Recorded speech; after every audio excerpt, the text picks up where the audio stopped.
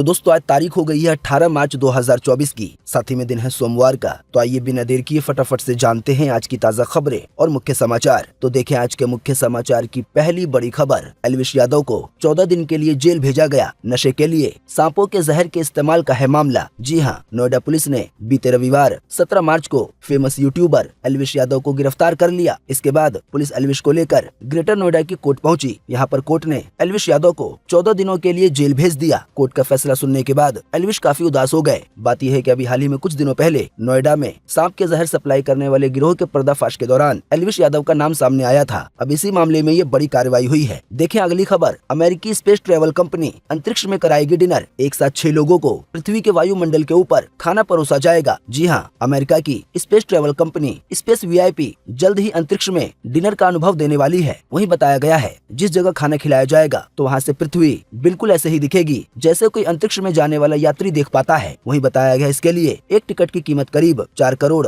10 लाख रुपए है। देखें अगली खबर। EVM मशीन के बिना कोई चुनाव नहीं जीत सकते नरेंद्र मोदी। अभी हाल ही में राहुल गांधी ने प्रधानमंत्री मोदी और चुनाव आयोग पर निशाना साधा है और ये बड़ी बात कही है कि EVM मशीन के बिना प्रधानमंत्री मोदी कोई चुनाव नहीं जीत सकते। आसान शब्दों में कहें तो राहुल गांधी ने ये कहना चाहा है कि बीजेपी द्वारा EVM मशीनों में झोल किया गया है। इसी वजह से बीजेपी पार्टी बड़े अंतर से जीत रही है। दोस्तों बात यह है कि कांग्रेस की भारत जोड़ो न्याय यात्रा अभी हाल ही में बीते रविवार को मुंबई में समाप्त हुई। तो इसी समापन के दौरान राहुल गांधी ने जनता को संबोधित किया। जैसे कि राहुल गांधी ने ये भी कहा कि राजा की आत्मा EVM मशीन, ED और CBI में है। इन तीनों चीजों का इस्तेमाल करके बीजेपी पार्टी अपने आप को मजबूत कर रही है। मतलब EVM मशीन के जरिए राहुल गांधी के मुताबिक चुनाव में घोटाला हो रहा है। ED और CBI के जरिए विपक्षी नेताओं पर रेड करवाई जा रही है, उनको डराया जा रहा है। इसी बीच EVM मशीन को लेकर फारूक अब्दुल्ला का एक बड़ा बयान आया है। जैसा कि आप देख सकते हैं अपनी स्क्रीन पर, BBC द्वारा ये जानकारी साझा की गई है कि नेशनल कॉन्फ्रेंस के अध्यक्ष फारूक अब्दुल्ला ने अभी हाल ही में बीते रविवार को कहा कि अगर गठबंधन की सरकार आई तो EVM मशीन को हटा दिया जाएगा और चुनाव आयोग को आजाद किया जाएगा। साथ ही में फारूक अब्दुल्ला ने यह भी कहा कि EVM मशीन चोर है। जब आप वोट के दौरान बटन दबाएं तो देखें आपने जहां वोट दिया है तो आपका वोट वहां गया या नहीं। अगर लोकसभा चुनाव में गठबंधन की जीत होती है, बीजेपी हार जाती है तो फिर EVM मशीन को हटा दिया जाएगा चुनावों में से। इसी बीच PM मोदी पर तेजस्वी यादव ने भी निशाना साधा। तेजस्वी यादव ने कहा, मोदी जी झूठ बोलने की फैक्ट्री हैं, पर हमारे जैसे सच्चे लोग उनसे डरते नहीं हैं। वहीं इसी बीच आने वाले दिनों में जो लोकसभा के चुनाव 7 फेज में होने वाले हैं, 7 हिस्सों में होने वाले हैं, तो इस पर विपक्षी पार्टियों ने बड़ा सवाल उठाया है। जैसा कि आप देख सकते हैं अगली खबर में कि 7 फेज में चुनाव पर विपक्ष के सवाल। TMC पार्टी बोली 7 फेज में चुनाव होने पर और लोकसभा का चुनाव इतना लंबा चलने पर बड़ी जेब वाली पार्टियों को फायदा होगा। इसी बीच कांग्रेस के अध्यक्ष मल्लिकार्जुन खड़गे बोले कि लोकसभा चुनाव अगर इतना लंबा चलेगा, 7 हिस्सों में होगा, तो ऐसे में PM मोदी को प्रचार करने का, अपनी बातें बताने का बहुत ज्यादा मौका मिलेगा। अब इसी बीच देखें PM मोदी के नए बयान कि PM मोदी बोले कांग्रेस गठबंधन को इस्तेमाल करके फेंक देती है, इसीलिए INDI नया गठबंधन बनाना पड़ा है, पर हमारे साथी लगातार बढ़ रहे हैं। हमारा गठबंधन यानी कि NDA लगातार मजबूत हो रहा है। इसी बीच PM मोदी का अगले 5 सालों को लेकर कई प्लान बताए गए हैं कि PM मोदी बीते शनिवार को इंडिया टुडे कॉन्क्लेव में शामिल हुए और अपनी सरकार की तमाम उपलब्धियां गिनाई कि बीते 10 साल में क्या क्या काम हुए हैं। इसी बीच PM मोदी ने अगले 5 साल के लिए सरकार की योजनाओं को सामने रखा और कुल 13 प्लान बताए। पहले प्लान के तहत PM मोदी ने कहा कि मैं ये बात दावे से कह सकता हूँ कि आने वाले 5 साल भारत को दुनिया की तीसरी सबसे बड़ी आर्थिक ताकत बनाने वाले होंगे। साथ ही PM मोदी ने ये भी कहा कि आने वाले 5 साल में भारतीय रेल का कायाकल्प हो जाएगा। जो इंडियन रेल की सेवाएं हैं वो पूरी तरह से बदल जाएंगी। इसी बीच PM मोदी का एक और बयान आया है, जैसा कि आप देख सकते हैं अपनी स्क्रीन पर कि PM मोदी बोले मैं हेडलाइन नहीं डेडलाइन पे काम करता हूँ। साथ ही में उन्होंने आगे कहा कि मैं 2029 लोकसभा चुनाव नहीं बल्कि 2047 की तैयारी में लगा हूँ। इसी बीच PM मोदी ने अपने मंत्रियों को नया आदेश दिया है। PM मोदी ने कहा है कि चुनाव जीतने के बाद आने वाले 100 दिनों में और फिर आने वाले 5 सालों में हम क्या क्या काम करेंगे, कौन कौन सी योजनाएं आएंगी या कौन कौन से नए फैसले लिए जाएंगे, इन सभी का रोड मैप तैयार किया जाए। तो दोस्तों कुल मिलाकर आसान शब्दों में कहें तो प्रधानमंत्री मोदी लोकसभा का चुनाव जीतने के बाद कई बड़े बड़े ऐतिहासिक फैसले कर सकते हैं। कई तरह की नई योजनाएं लागू हो सकती हैं, क्योंकि इन सभी बातों का इशारा PM मोदी ने अभी हाल ही में दे दिया है। देखिए अगली खबर। BHU के एक सम्मेलन में शामिल हुए पूर्व ASI अधिकारी KK मोहम्मद। इसी बीच उन्होंने काशी के ज्ञानवापी और मथुरा की ईदगाह को लेकर, इसके अलावा मुसलमानों को लेकर कई बड़ी बातें कही। जी हाँ, अयोध्या के विवाद के हल में प्रमुख भूमिका निभाने वाले ASI के पूर्व अधिकारी KK मोहम्मद ने कहा है, जो खुद मुसलमान है, कि काशी की ज्ञानवापी मस्जिद और मथुरा का ईदगाह हिंदू मंदिरों को तोड़कर बनाया गया है। ये बिल्कुल साफ दिखता है। मुसलमानों को चाहिए कि इन्हें हिंदुओं को सौंपकर भाईचारे का परिचय दें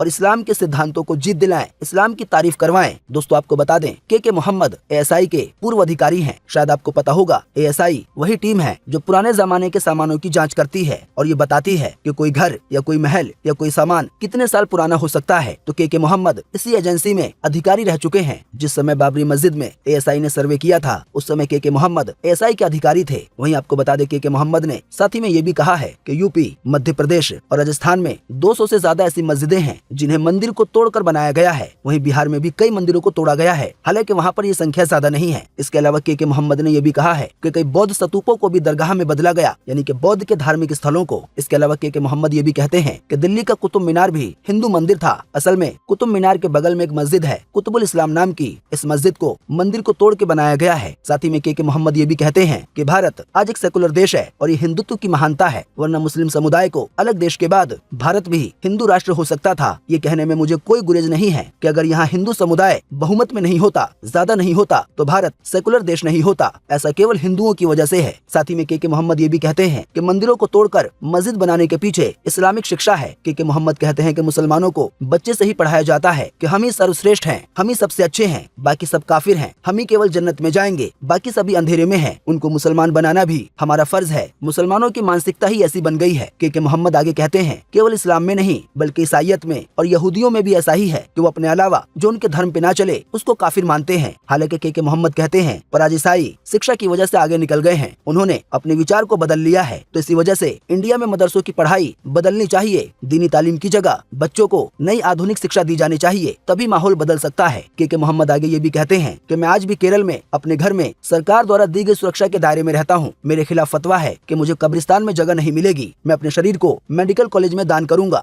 के मोहम्मद ये भी कहते हैं कि ये भी सच है कि मुस्लिम समुदाय के लोग मुझे छोड़ेंगे नहीं, लेकिन क्या फतवों के डर से मैं सच बोलना छोड़ दूं? एक दिन तो मरना ही है। तो दोस्तों, ये सभी बातें के मोहम्मद के अपने विचार थे, उनका अपना बयान था। देखें अगली खबर। मोबाइल यूजर के लिए आई जरूरी जानकारी। 1 जुलाई से सिम कार्ड को लेकर देश भर में लागू होगा नया नियम। जी हाँ, मोबाइल सिम कार्ड के लिए नए नियम जारी कर दिए गए हैं। Telecom regulatory authority of India यानी कि ट्राई की ओर से बीते 15 मार्च को इसकी जानकारी दी गई थी, जो 1 जुलाई 2024 से देश भर में लागू हो जाएगा। ट्राई का कहना है कि नियमों में बदलाव करने से फ्रॉड की घटनाओं पर रोक लगाई जा सकती है। हालांकि इससे आम यूजर को परेशानियों का सामना करना पड़ सकता है। बात यह है कि नए नियम के तहत मोबाइल यूजर ने अगर अभी हाल ही में अपना सिम कार्ड स्वैप किया है, यानी कि अगर आपका सिम कार्ड खो गया है या टूट गया है और आपने नया सिम कार्ड निकलवाया है, सिम कार्ड की अदला बदली हुई है, तो इस नियम के लागू होने के बाद नया सिम कार्ड लेने के तुरंत बाद आपका नंबर पोर्ट नहीं हो पाएगा, बल्कि आपका नंबर कुछ समय के बाद पोर्ट होगा। आसान शब्दों में दोबारा कहें तो अगर आपका सिम कार्ड खो गया है या टूट गया है और आपने नया सिम कार्ड लिया और आप ये चाहें कि उसी समय आप अपने फोन नंबर को किसी और कंपनी में पोर्ट कराएं, तो ऐसा नहीं हो पाएगा। बताया गया है सिम कार्ड स्वैप को लेकर फ्रॉड काफी ज्यादा बढ़ गया है। देखिए अगली खबर। सीएए कानून के नियम धर्मनिरपेक्षता के खिलाफ है, इस पर रोक लगाई जाए। अब केरल की सरकार ने खटखटाया है सुप्रीम कोर्ट का दरवाजा।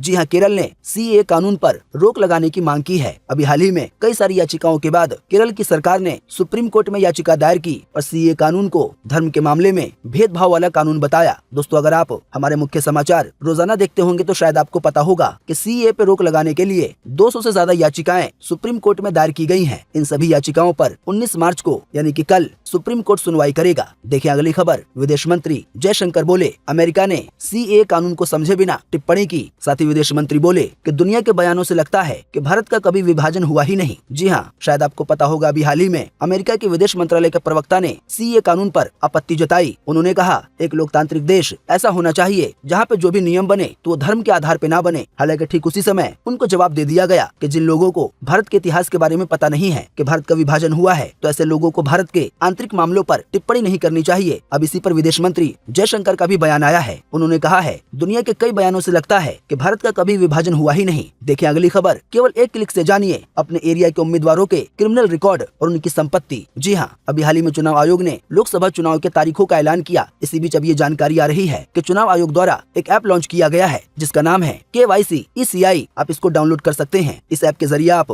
आपके एरिया में लोकसभा चुनाव में जो उम्मीदवार खड़ा हो रहा है, जो नेता खड़ा हो रहा है, तो उसका क्रिमिनल रिकॉर्ड कैसा है, उसके पास कितनी संपत्ति है, ये सभी जानकारियां आप KYC ECI ऐप के जरिए पता कर सकते हैं। आसान शब्दों में कहें तो लोकसभा चुनाव में जो भी उम्मीदवार खड़े हो रहे हैं उन सभी की जानकारी आपको यहाँ पर मिल जाएगी कि उनके नाम पर या उन पर कौन कौन से जुर्म के आरोप हैं, कौन कौन से केस चल रहे हैं। देखिए अगली खबर। इटली बोला यूक्रेन में नाटो सैनिक भेजे तो विश्व युद्ध होगा, ऐसा करना गलत है। अभी हाल ही में कुछ समय पहले फ्रांस के राष्ट्रपति ने यूक्रेन में ग्राउंड ऑपरेशन चलाने की बात बात कही थी। इसी पर इटली ने चेतावनी दी है कि अगर नाटो ने अपने सैनिकों को यूक्रेन भेजा तो तीसरा विश्व युद्ध छिड़ जाएगा। इटली के विदेश मंत्री तजानी ने कहा है कि हमें यूक्रेन की इतनी ही मदद करनी चाहिए जिससे वो अपनी रक्षा कर सके। अगर नाटो संगठन जंग में उतर जाएगा तो थर्ड वर्ल्ड वॉर की शुरुआत हो जाएगी। तो तीसरे विश्व युद्ध को लेकर ये बड़ी खबर आई है। देखिए अगली खबर, यूपी के मुरादाबाद में नया विश्वविद्यालय बनेगा, सीएम योगी ने दी है सौगात। जी हाँ, यूपी के मुरादाबाद में अब छात्र छात्राओं को सुनहरा मौका मिलेगा क्योंकि मुरादाबाद जिले में जल्द ही नई यूनिवर्सिटी बनने वाली है। बताया गया है यूनिवर्सिटी का नाम गुरु जम्भेश्वर होगा। उत्तर प्रदेश को लेकर एक और खबर आ रही है, जैसा कि आप देख सकते हैं अपनी स्क्रीन पर कि ड्राइविंग लाइसेंस के लिए अब ऑनलाइन बनेंगे मेडिकल प्रमाण पत्र। देखिए अधिक जानकारी। जी हाँ, अगर आप भी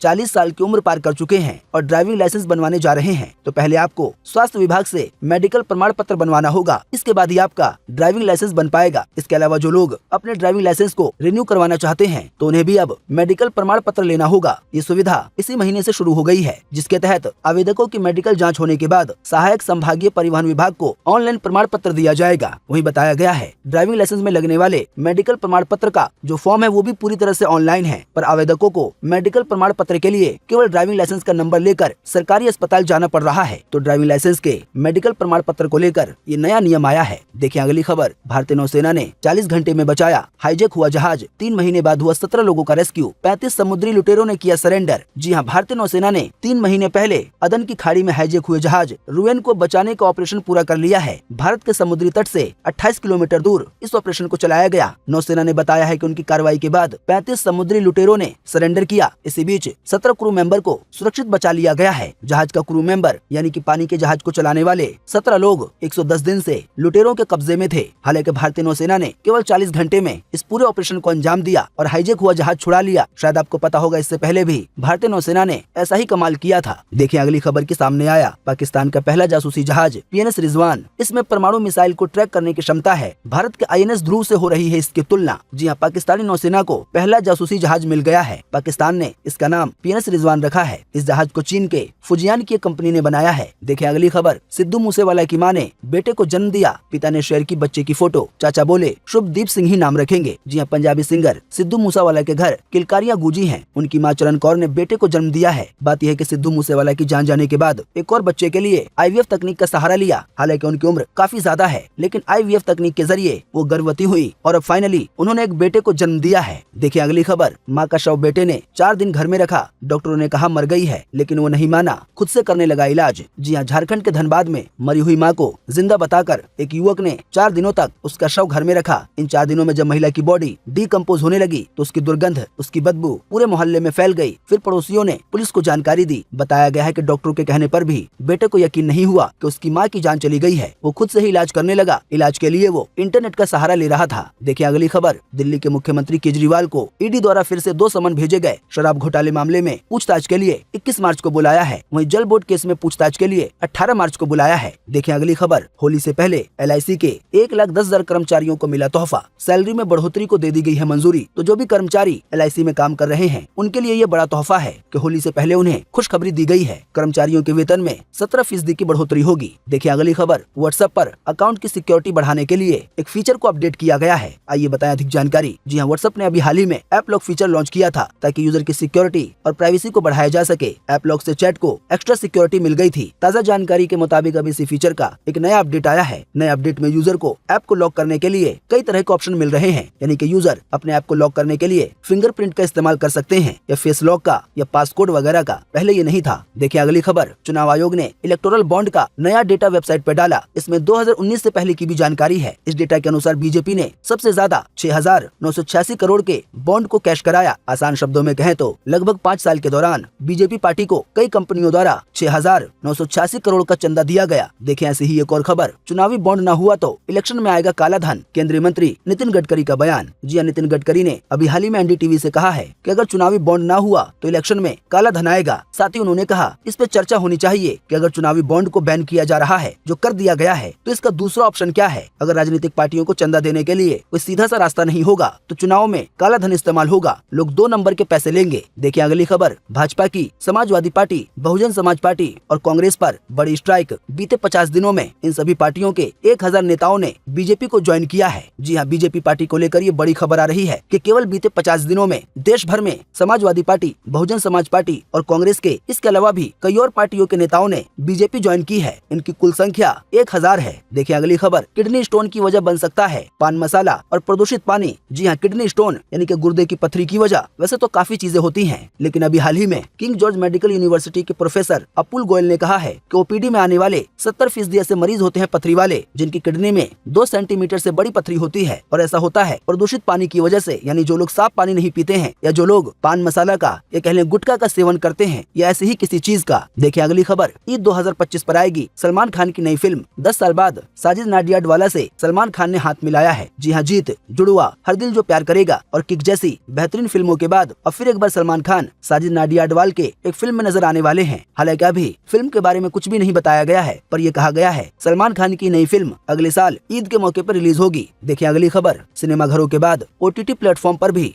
हनुमान मूवी ने मचाया धमाल। रिलीज के कुछ ही घंटों में टॉप 2 में बनाई जगह। जी हां, साउथ की ब्लॉकबस्टर फिल्म हनुमान ने बॉक्स ऑफिस पर जबरदस्त तूफान मचाया था। अभी हाल ही में बीते रविवार को हनुमान नाम की ये मूवी ओटीटी प्लेटफॉर्म G5 पर रिलीज की गई और केवल कुछ ही घंटों में हनुमान मूवी ने टॉप 2 में जगह बना ली। देखिए अगली खबर, KGF मूवी के एक्टर यश की फिल्म में नजर आएंगी करीना कपूर। फैन से बातों में खुद कंफर्म किया है। बताया गया करीना कपूर टॉक्सिक मूवी से कन्नड़ में अपना डेब्यू करेंगी और यश के साथ नजर आएंगी। देखिए अगली खबर, अरुणाचल प्रदेश और सिक्किम में वोटों की काउंटिंग की तारीख बदली। अब 4 की जगह 2 जून को होगी गिनती। जी हाँ, चुनाव आयोग ने अरुणाचल प्रदेश और सिक्किम में होने वाले विधानसभा चुनाव की मतगणना की तारीख बदल दी है। इलेक्शन कमीशन ने पहले काउंटिंग की तारीख 4 जून घोषित की थी, हालांकि अभी इसे बदलकर 2 जून कर दिया गया है। देखिए अगली खबर, रॉयल चैलेंजर्स बेंगलुरु ने WPL में पहला टाइटल जीता। दिल्ली कैपिटल्स को 8 विकेट से हराया। जी हाँ, रॉयल चैलेंजर्स बेंगलुरु ने विमेंस प्रीमियर लीग यानी कि महिलाओं के IPL 2024 में अपना पहला टाइटल जीता है। इस टीम ने दिल्ली कैपिटल्स को अभी हाल ही में 8 विकेट से हराया। देखिए अगली खबर, खतरनाक ऐप की छुट्टी कर देगा गूगल प्ले स्टोर का तगड़ा टूल। आइए बताएं अधिक जानकारी। जी हाँ, फोन में ऐप्स या गेम डाउनलोड करने के लिए आप गूगल प्ले स्टोर का इस्तेमाल करते होंगे। अगर करते हैं तो ये जानकारी आपके लिए बेहद ही महत्वपूर्ण है। बात यह है कि Google play store harmful app को, धोखा देने वाले ऐपों को हटाता रहता है। अब ऐसे में हो सकता है कि कई ऐप को गूगल प्ले स्टोर ने हटा दिया हो, लेकिन वो ऐप या गेम आपके फोन में अभी भी हो, पर गूगल के एक टूल के जरिए आप इसका पता कर सकते हैं। इसके लिए आपको गूगल प्ले स्टोर पे आना होगा और टॉप राइट कॉर्नर पर प्रोफाइल के आइकन पे क्लिक करने पर आपको एक ऑप्शन मिलेगा प्ले प्रोटेक्ट का। इस पे क्लिक करने के बाद आपको स्कैन करने का ऑप्शन मिलेगा। आप जैसे ही स्कैन करेंगे तो आपको बता दिया जाएगा कि आपके फोन में हार्मफुल यानी कि धोखा देने वाले या कोई गलत ऐप है या नहीं, जिससे आपके फोन को या आपकी निजी जानकारी को या आपके बैंक खाते को नुकसान हो सकता है। तो आप कुछ दिनों पर अपने फोन को यहाँ से स्कैन जरूर करें। देखिए अगली खबर, महादेव सट्टा केस में छत्तीसगढ़ के पूर्व सीएम पर FIR हुई दर्ज। ईडी ने लगाया है आरोप कि प्रमोटर्स ने हवाला के जरिए रकम दी। हालांकि भूपेश बघेल ने कहा है कि ये सभी राजनीतिक साजिश है। देखिए अगली खबर, पुणे में हुई सनसनीखेज वारदात। रेस्टोरेंट में बैठे प्रॉपर्टी डीलर को बदमाशों ने सिर में गोली मारी, फिर तलवार से किया वार। 2 पार्टियों में झगड़े का है मामला। देखिए ऐसी ही एक और खबर कि गुजरात यूनिवर्सिटी में अफगानी छात्रों से की गई मारपीट, 2 लोग हुए गिरफ्तार। हॉस्टल में नमाज पढ़ने पे हुआ था विवाद। देखिए अगली खबर, अश्नीर ग्रोवर ने आयकर विभाग को कहा शुक्रिया। साथ ही बोले, मैं एक ईमानदार टैक्स पेयर हूँ, ईमानदारी से अपने टैक्स भरता हूँ। देखिए अगली खबर, जियो की टक्कर में उतरा एयरटेल, दे रहा है 1000 GB डेटा, साथ ही में OTT का सब्सक्रिप्शन और टीवी चैनल भी। जी हाँ, एयरटेल ने जियो की टक्कर में 2 नए वायरलेस ब्रॉडबैंड प्लान लॉन्च किए हैं। कुल 2 प्लान लॉन्च किए गए हैं। पहला प्लान है 699 रुपए का और दूसरा है 999 रुपए का। 699 रुपए वाला एयर फाइबर एक मंथली प्लान है। इस प्लान में 1000 GB डेटा मिलता है और इंटरनेट की स्पीड 40 Mbps होती है। इसके अलावा इस प्लान में यूजर को 350 लाइव टीवी चैनल, इसके अलावा डिज्नी प्लस हॉटस्टार का सब्सक्रिप्शन भी मिलता है। ऐसे ही दूसरा प्लान है 999 रुपए वाला। इसमें भी सब कुछ वही है, बस इसमें इंटरनेट की स्पीड 40 Mbps से बढ़कर 100 Mbps हो जाती है। बाकी अधिक जानकारी आप एयरटेल की वेबसाइट से पता कर सकते हैं। देखिए अगली खबर, 2 दिन में योद्धा मूवी ने कमाए 10 करोड़ 26 लाख रुपए। वहीं बस्तर मूवी के कलेक्शन में 65% का उछाल आया। वहीं दूसरे शनिवार को अजय देवगन की शैतान मूवी ने 9 करोड़ 12 लाख रुपए का बिजनेस किया। वहीं शैतान मूवी अब तक 137 करोड़ 98 लाख रुपए का कलेक्शन कर चुकी है। देखिए अगली खबर के तमिलनाडु के मंदिर में रखा गया रोबोटिक हाथी, इसकी कीमत है 12 लाख रुपए। 11 फीट लंबे हाथी का वजन है 800 kg। आसान शब्दों में कहें तो ये एक नकली हाथी है, पर देखने में काफी हद तक असली लगता है। ये अपनी सूंड को भी हिलाता है। देखिए अगली खबर के मदर डेयरी 2 नए प्रोसेसिंग प्लांट बनाएगी। इसके लिए कंपनी 650 करोड़ खर्च करेगी। महाराष्ट्र और कर्नाटक में करेगी इन्वेस्टमेंट। देखिए अगली खबर, Vivo T3 5G स्मार्टफोन 21 मार्च को होगा लॉन्च। इसमें 50 मेगापिक्सल का सोनी का कैमरा मिलेगा। बैटरी होगी 5000 mAh की। अनुमान लगाया गया है कि इसका प्राइस 20,000 रुपए के करीब होगा। तो दोस्तों उम्मीद करते हैं कि आज की इस वीडियो से आपको काफी कुछ जानकारी मिली होगी। हम बस इसके बदले में आपसे इतना ही चाहते हैं कि आप इस वीडियो को लाइक कर दें और शेयर कर दें, क्योंकि आपका लाइक और शेयर करना ही होता है हमारी मेहनत का फल। वीडियो देखने के लिए आपका बहुत बहुत धन्यवाद। Thanks for watching.